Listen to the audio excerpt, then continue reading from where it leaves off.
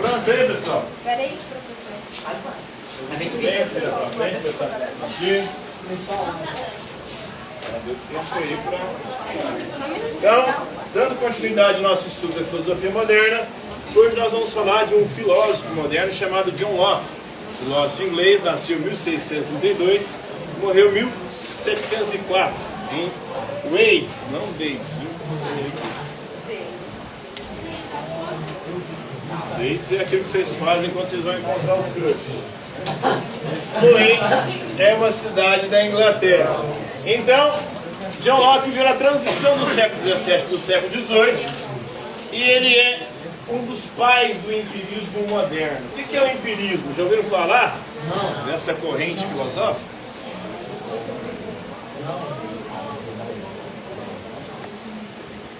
O empirismo é uma corrente filosófica que diz que nós conhecemos graças à experiência sensível. Ou seja, nós conhecemos graças aos 5 sentidos. Quais são os 5 sentidos que nós usamos para conhecer o mundo? Visão, audição, tato, paladar e olfato. Então não há nada no nosso intelecto, na nossa mente, que não tenha nele chegado, senão por meio dos sentidos. Então ele desenvolveu a visão aí da folha em branco, da tábula rasa do cérebro humano. Ou seja, quando a gente nasce, não existe ideia nenhuma na nossa mente.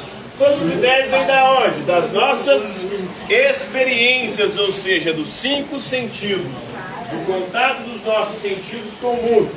Então aqui ele está divergindo dos inatistas. O inatismo vai dizer que existem ideias inatas.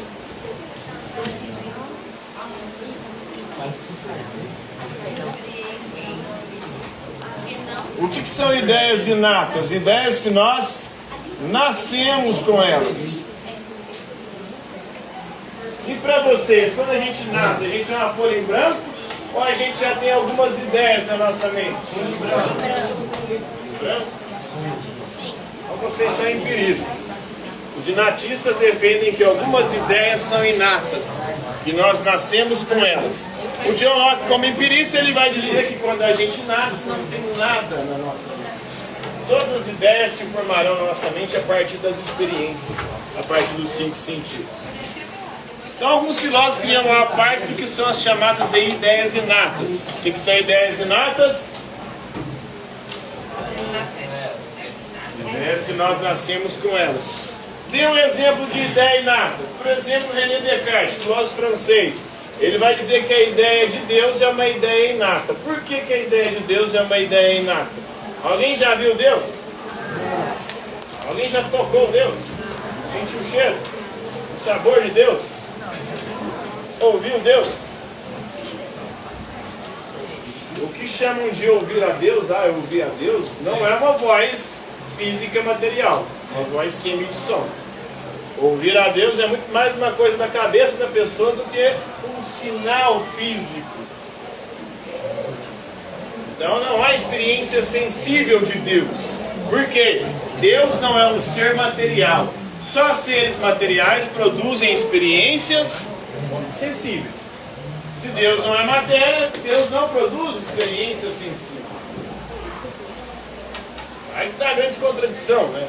Do movimento religioso. A galera acredita num Deus que é espiritual, mas que se manifesta de forma material. Como? Como que se dá isso? Um problema sério aí para a filosofia da religião, para os próprios teólogos.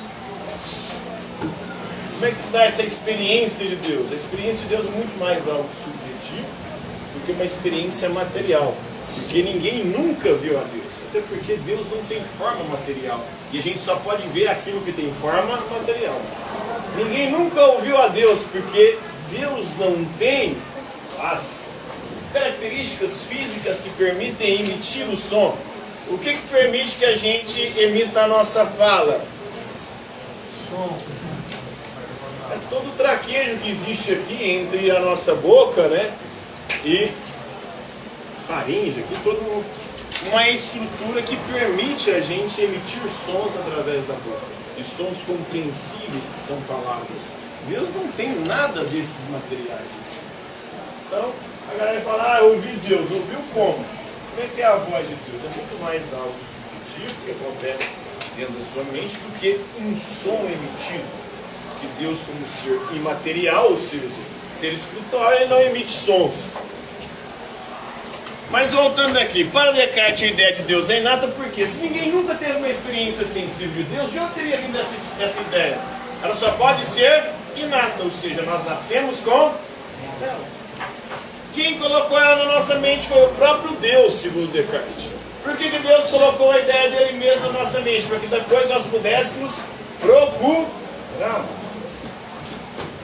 Na perspectiva de Descartes. Para o John Locke isso é impossível, né? A gente nasce sem ideia nenhuma.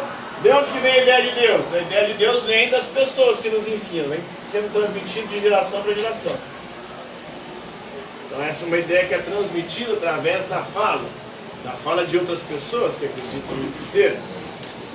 Eles nos transmitem. Tanto que a ideia de Deus é diferente.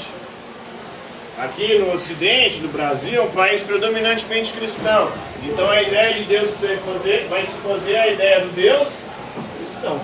Se você nascer na Índia, você não vai ter a mesma concepção de Deus. Na verdade, você não vai ter um só Deus, porque o hinduísmo, que é a religião predominante na Índia, tem mais de 1 milhão de deuses.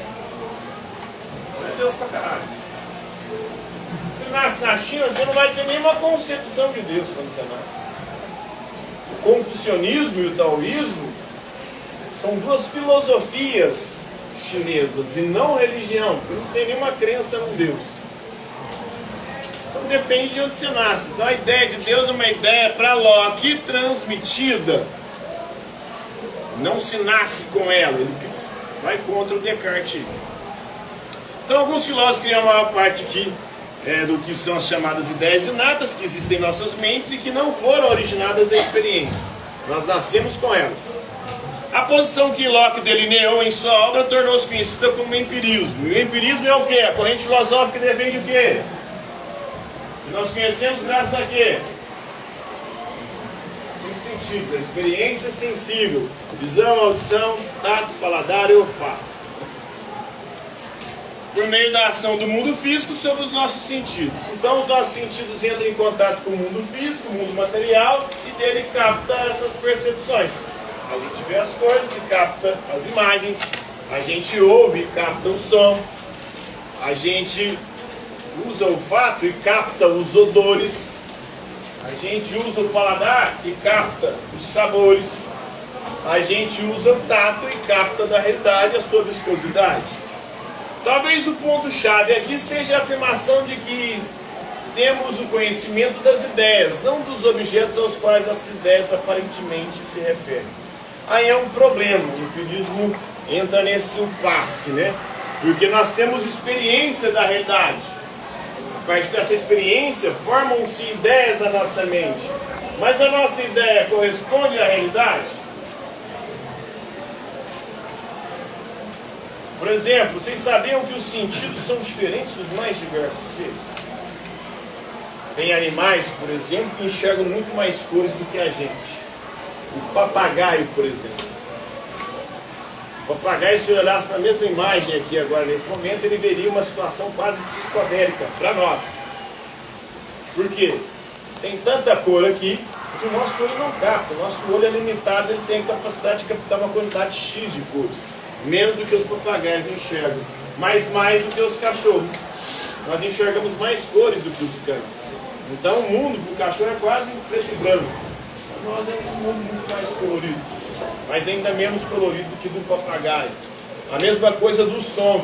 Tem sons que nós não conseguimos identificar. Os cachorros conseguem. Eles têm uma audição melhor do que a gente. E por isso dá até B.O. quando solta foguete. Para nós o foguete até que não causa tanto problema. Mas para o cachorro, os gatos, causam, porque a audição deles é muito melhor do que a nossa. Eles captam muito mais sons, e o som de um explosivo, aquilo ali, causa um incômodo gigantesco na audição desses animais.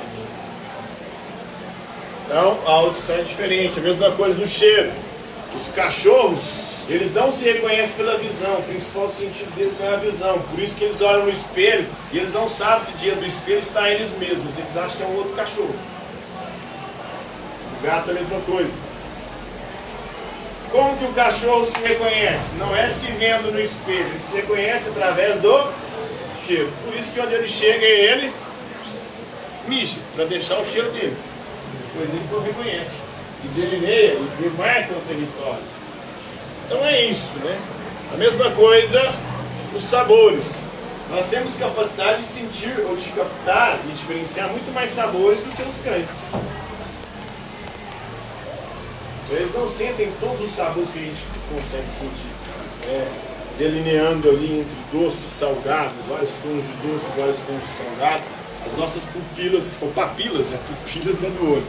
Papilas gustativas, elas conseguem diferenciar muito mais sabores do que um cachorro, do que um gato. Então os sentidos eles são diferentes. E se o sentido é diferente, ele forma ideias diferentes. O mundo de uma pessoa daltônica, será que as imagens de um daltônico é a mesma coisa de uma pessoa que não é daltônica? Como é que são as ideias imagéticas, ou seja, de imagem do mundo de um daltônico e de uma pessoa normal? É diferente. Então as nossas ideias elas não correspondem à realidade, ou correspondem? É uma representação, né? Mas não é uma representação fidedigna. Ela é limitada pelos nossos sentidos, pela nossa capacidade de perceber o mundo. Uma capacidade limitada, né? Então, infelizmente, essa noção cria esses problemas, né? Todo conhecimento vem da experiência, mas a experiência é subjetiva. Ela depende do sujeito. E cada sujeito percebe o mundo de uma forma diferente, forma ideias do mundo diferente. E uma ideia que não corresponde à realidade. Então a ideia muitas das vezes se distancia da realidade. A explicação de Locke também sofre em termos modernos por causa daquilo que descobrimos sobre a mente, né? A mente humana ela possui alguns dispositivos que são inatos, que nos permitem captar, compreender e conhecer o mundo. No entanto, a influência e a importância do Locke são inegáveis, né? Importante aí porque o empirismo é uma corrente filosófica que ajudou bastante o desenvolvimento da ciência moderna. O empirismo é a tese que o conhecimento genuíno a respeito do mundo origina-se dos sentidos. 5 sentidos: visão, tato, audição, paladar e olfato. A visão empirista do Locke considera que todo conhecimento, em última instância, é baseado nas experiências que são escritas nas folhas em branco das nossas mentes. Quando a gente nasce, a gente é uma folha em branco. Todas as ideias que vão ser escritas dessa folha em branco que é a nossa mente, o nosso cérebro, virão da experiência, ou seja, dos 5 sentidos. Compreenderam o pensamento de John Locke? Alguma dúvida aí? Tá tranquilo? Favorável? Então por hoje, é isso aí, galera. Professor, posso ir lá não? Vai.